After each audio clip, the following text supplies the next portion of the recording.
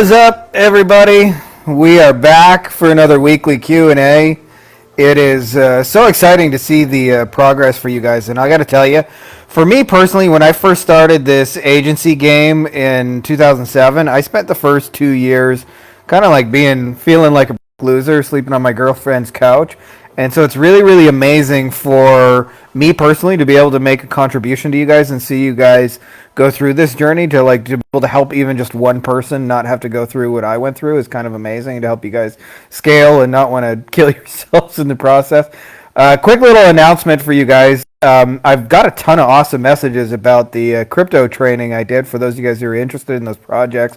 Really, I think it complements well. Like one of the things I look at is the assets and the tools and the skill sets I already have, and whether or not you need to learn a whole new thing to be able to do it, or could you take 80-90% of the stuff you already have and use it as is to be able to help someone else. That to me is one of the reasons I do this, because it's very, very complimentary. So I think you guys will find it really complimentary. So that's my way of saying, if you haven't checked out that training, it's about 40 minutes long, but it's well worth it. I lay out everything. I never like to hold back and have teaser content where you got to reverse engineer it. If you're interested in my help, there is a little offer where we can partner up on some of these deals, but otherwise, I tell you exactly how to find them, what to do, the whole shebang, and everything I've figured out so far in the crypto space, which is not a giant amount, but I figured out our way to be successful, so I wanted to share that with you guys.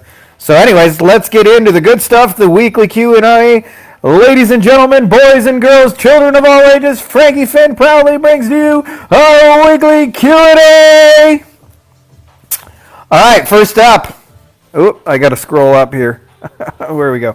Vincente says, "Hi, what are the best and cheapest domain name registrars and hosting services at the moment?" I'll tell you who I use, Vincente, and this is by means a complete list, but I did quite a bit of research for registering the domains. I use Namecheap. Namecheap I had a big problem with a year ago. They're kind of a pain in the ass for that, but they're cheap, they work, and they give you free privacy with it. So it's like $10 to register a domain or something like that for a year, and then you get the free privacy included with it. And then for hosting, I use DreamHost. I did a lot of digging around Reddit, and it seemed like DreamHost was the name that came up the most for like basic WordPress hosting. I'm not saying they're the best host ever or whatever, but I'm using them. I'm happy with them. So those are the two, Namecheap and DreamHost. Hope that helps make your journey a little bit easier. Enos, I hope I'm saying that correctly. I've been running a campaign for 3 weeks. It has average click-through rate of 7.5%, good buyer intent keywords. Until now, campaign now has 1,000 clicks but 0 conversion. This is in spite of the fact that the product is something special and rare that customer cannot easily find. I have changed and improved my landing pages last week, but still no result. What would be the reason for this? You might think that the site has speed problems. It is unlikely because other campaigns is doing relatively fine. Enos, I'm going to tell you, okay, so you got 1,000 clicks from buyer intent keywords to a landing page. I'm assuming you're selling e-commerce, but just based on the way you're doing that, like it's really, it's one of two things that really jump out at me, and it's probably the second, and you're not going to want to hear this, but it sounds like it's the truth. Thing number one is sometimes ads will not perform well because they're not congruent, meaning like they click on one thing and it looks like something else when they get there. So that's one possibility, but people are clicking on it, they're showing intent and not like going through. So it tells me like either they don't want the product or something's wrong with the offer, and you got to really like do a deep dive. It could be a pricing thing, it could be a presentation thing. A lot of times it's just packaging, right? Like you can always take an existing product and combine it with info and make it more valuable if it's a physical product. So like, for example, like if you think about like some of the highest performing like weight loss kind of deals, what makes them special is like, like if you buy like P90X, for example, I'll give you a real product, you get like armbands and you get a chin-up bar and you get all those things, but you also get a DVD to walk you through and like actually whip your ass into shape. So one of the best ways you can make physical products more valuable is to compound or combine them, I should say, with information. So chances are you got a whole bunch of room to play with that and make that offer more valuable. But it sounds like whatever you're offering or the product is just not all that valuable. Although having said that, a bunch of people clicked on it, so I would check like pricing offer first, because it sounds like there is some interest in it. But if it's not converting, like, you definitely got an offer or product problem. It may turn out people just may not want it. My friends who do like really, really well in e-commerce, they usually test 5 to 10 to sometimes even 20, 30 products a day. So they're looking for which products convert best. And they say the single biggest metric is not even the copy or the offer or those things. It's just having a product people want. So if you're doing e-commerce, you're just going to have some losers in there. That's part of the deal. Like, rather than get caught up in it, the best thing you can do is just test more products, test more angles, and find more winners and go through that journey and strike out a little more. May says, "Hi peeps, do you have better results using Google ads than Facebook or Instagram ads? I found Facebook ads to be very low conversion rate and expensive. Did a couple of campaigns with a few products. Now I want to do Google ads, but for a service, not a product. I'm just wondering how far it would go with Google ads. Sorry if this is a generic question, just want to hear your sentiments." May, so here's the deal, okay? There is no like Google is better than Facebook or anything like that. It really depends on what you're trying to accomplish. And I'll tell you, Google usually has like a higher buyer intent, especially if you go after buyer keywords. So if somebody types in, Nikon camera X2 175, they're probably looking to buy that camera, or at least looking for reviews. Like, they're getting very close to the process of actually making a buying decision. As where sorry, I just hear in the background my music stopped. I'm getting a phone call incoming. The thing with Facebook ads is they're usually less like intent on buying in that moment. So it works well with two kind of angles. Either you have like a mainstream low ticket, like easy to buy kind of item. So like if you're selling like, I don't know, like I bought the other day like a necklace for Ilka, right? It was like really, really nice. It wasn't a super expensive item. I think it might have been $50 or something like that. You can sell those well on Facebook ads without having like the buyer intent already established, those kind of things. But generally the way Facebook ads works, there's nuances that are different. Often with Google ads, if somebody's searching to buy something, you can show them that thing for sale. On Facebook, it's more of an interruption, and so you usually have to warm them up with some kind of content, webinar, training, something like that to get them closer to like the buying decision. And so usually they're more conducive to like funnels and things like that warm people up. So like, for example, if I'm selling a $10,000 coaching offer, I'm going to like have a training or something that people can opt into, and then get them on a list and use that process to warm them up to buying that $10,000 offer rather than going straight for the sale. So if you understand those two things, you can actually use both Facebook and Google to be successful. Where a lot of people get it wrong is they try and use stuff that works on Google on Facebook, and the problem is people are not looking to buy something at that moment. And then I see the opposite. Sometimes people have ads that have these long-winded funnels on Google, and if you're going after buying keywords, like, you can actually put people off of a sale. Like if they're searching for a Nikon camera at that exact moment, and you say opt into my funnel, and then there's 27 steps before they get to the camera, they'll just go somewhere else, right? So you just have to want to think about where they are in terms of awareness in their journey and meet them there. And then what you'll find is you can make any ad platform work with that basis. Danush says, who here is able to generate 5+ meetings per month through email outreach? You're going to want to talk to Christian Sawyer, especially if you're looking for not just 5 meetings, but what I would say like 5 high-quality meetings where people are actually interested in buying what you have for sale, and they know the basic offer and those kind of things. Because a lot of times what happens is people get meetings, and they're like people who are 3 out of 10 working with you. You can feel their folded arms. They're not super ready to buy. What you want are meetings where people like actually know what you have for sale and have interest. Christian Sawyer has an amazing offer and agency where they do like custom outreach to the right people. It's a less but better approach, which I think works in general. Or if you're looking to do it yourself, we did some free trainings in the group here on Coldlytics for how you can get the decision makers and the buyers and kind of what to send them. So I'd suggest checking that out because they're really, really good. This one's from Matt. Says, open your feedback. In the last 2 days, I've been doing cold outreach. The Frankie Fihn, the way the Frankie Fihn, the man recommends. Matt, you're after my heart, buddy. Could I get your critical feedback on how it looks and what you do better. Here's the email I'm sending to directors of e-commerce furniture stores based in Australia doing 5 million and up in sales. Subject line, hey Anthony, something that I think that can help massively. I'm reaching out as I noticed there's a few issues with your Google shopping campaign that's really impacting your sales. I've created a small video detailing what I found. Was that helpful? No pressure selling at all, but if you'd like my help on how to implement the atomic growth plan to get you more sales and reduce ad spend, I'm happy to jump on a brief call to see if we'd be a good fit for each other. Matt, I know I answered this in text, but I wanted to kind of do a little bit deeper dive for people who watch these replays and stuff on YouTube. So here's the deal with that, right? Like I see this often where I've mentioned before, like what we sell is like a hammer. A hammer has an infinite number of functions, right? Like somebody can buy a hammer to remodel their kitchen and have big dinner parties. Another person might remodel it so they can have a deck and have outdoor barbecues. Another person might be building a birdhouse with their daughter, right? It's a tool. And what we sell is a tool. And the worst thing that you can do is sell the tool as the tool, like the hammer as the hammer. So I kind of compare this, like imagine as well, somebody wants to go on vacation, right? Like, and you have a plane. A plane is a tool that helps people get from A to B. What most people do is instead of selling like how much the person hates the office and their boss and how much they need a break from meetings and stuff like that and how much better it'll be at the beach with the bikinis and the babes and the margaritas and the sunshine and all that, they sell the plane ride. They go, we have amazing plane rides. It's so great, blah, blah, blah. And what happens is when you focus on plane rides and when you focus on hammers, people don't give a shit as a general rule, and so you'll get like a whole bunch of resistance.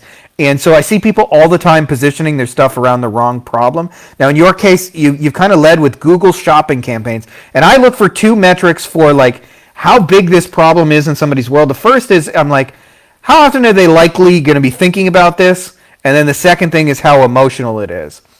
And if it's high on both of those, then you usually have a winner.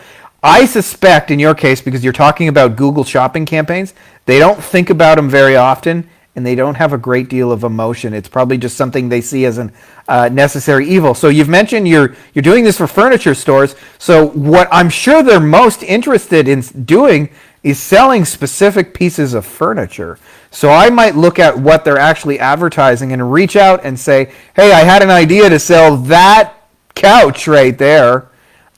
Or that specific like ottoman or this bed or whatever kind of furniture they sell. I don't know, dressers, drawers, who knows, right? Whatever kind of furniture they're most interested in selling. You would know that detail better than I would. But if you can nail that piece, what happens is they'll be far more open. Because what do you think they're more interested in terms of their mind? Like what do they think about more? You think about how do I sell this bed and get this out of inventory, or I got all these beds, or I got all these couches I need to get out of inventory, or do you think they're thinking about, man, I wonder how my Google shopping campaigns are doing today? So for the most part, like they're in the trenches in their business. So it's very, very key, like when you position your plane that can bring them anywhere, that the first place you start the conversation is how much the office sucks and all those things, and like the bikini and the beaches. They can go anywhere they want with that plane ride, but they're going to probably want to sell, in your case, furniture. So let's position it around those things. So rather than reaching out and like offering a Loom video to walk them through their shopping campaigns, I just say, hey, I had an idea to sell this bed ABC over here. Can I tell you about it?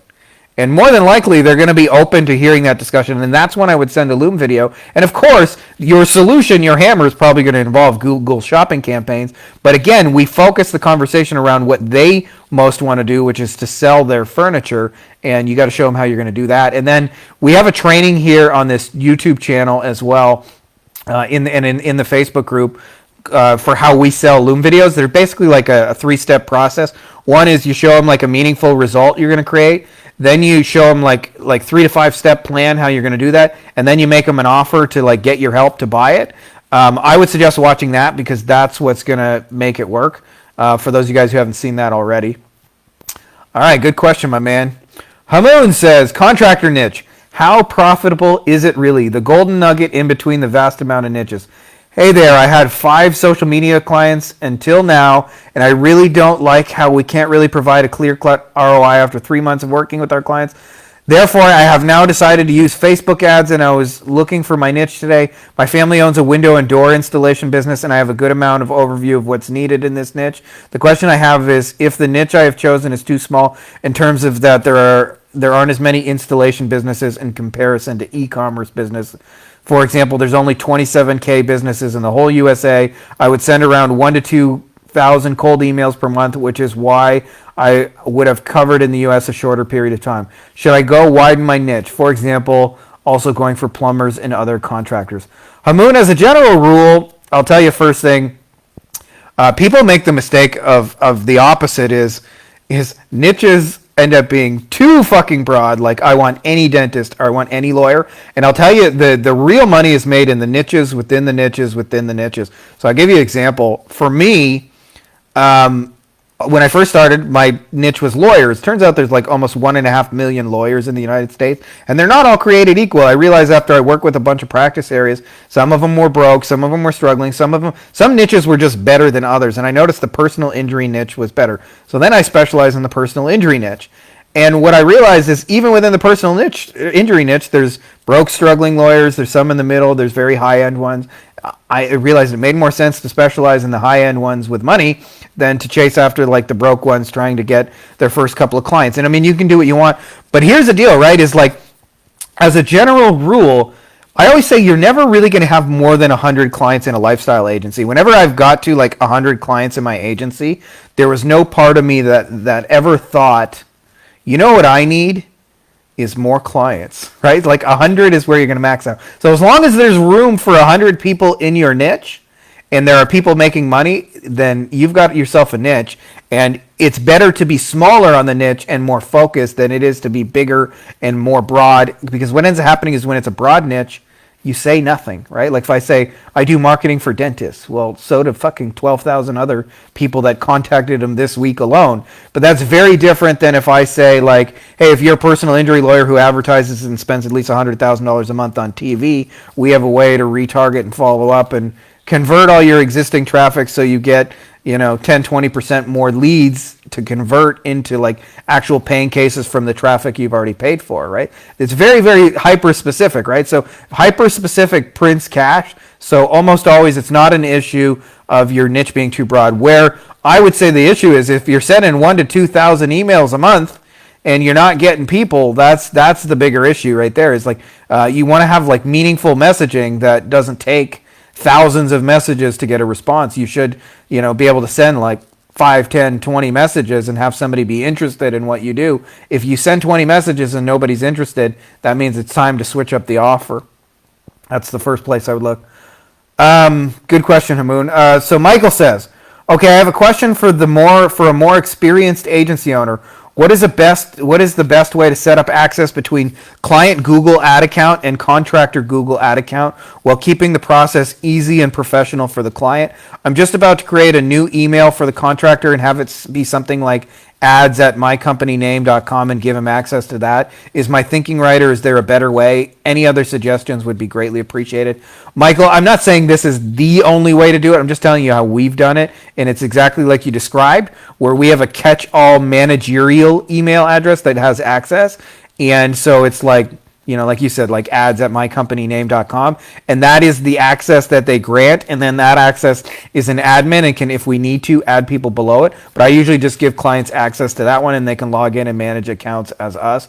And I found that to be the simplest way because it's easy on the client, and it doesn't look confusing for them where, like they sign you and then somebody else is added to the account, and they're like, who the fuck is this other person? Keeps it kind of simple and straightforward that way. So I found that to be the best way personally. I'm not saying that there aren't other better ways, but like that's worked for us. I would suggest using what you were thinking of doing there is kind of on point.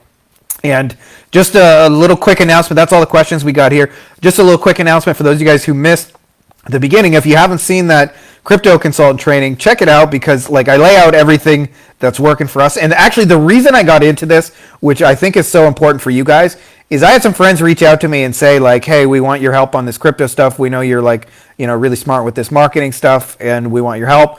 And I was like, oh, I don't really have the time, energy, or bandwidth to do this. And they said, well, if you can just tell us what to do, we'd be interested.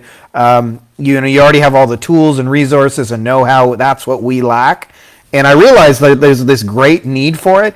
And for me, it was like I didn't have to learn like a new skill set. It wasn't like I had to do this whole deep dive into this new market. So if you're already kind of playing in crypto already, I think it'll be a no-brainer for you guys to add that to your repertoire. Like I think it's very complementary, which is key. Like one of the reasons, by the way, people ask me, shouldn't you be like hyper focused in a business? And I look at like, are the assets I already have, like the things I've already created, are they useful? So like one of the reasons I mentor people running an agency and I run an agency is because like 80-90% of it is the same, right? Like I don't have to, when I mentor people how to run an agency, I'm just showing them like mostly what we're doing in our agency. Like I don't have to reinvent the wheel or anything like that, right? So, when you look at this crypto consulting stuff, I think for that, you'll find like you're 80-90% like already ready to be successful at it. And so I think it's a really cool thing. So if you haven't checked out that training, I've got so many awesome messages in private about it. But if you guys are interested, check that out. Otherwise, that's all I got for you guys this week. And awesome questions. Thank you guys so much for being awesome. I love you guys. You guys are like for real the cool. I always say this, but it's the truth. You guys are the coolest motherfuckers online. And that's all I got for you guys this week. And may the force be with you.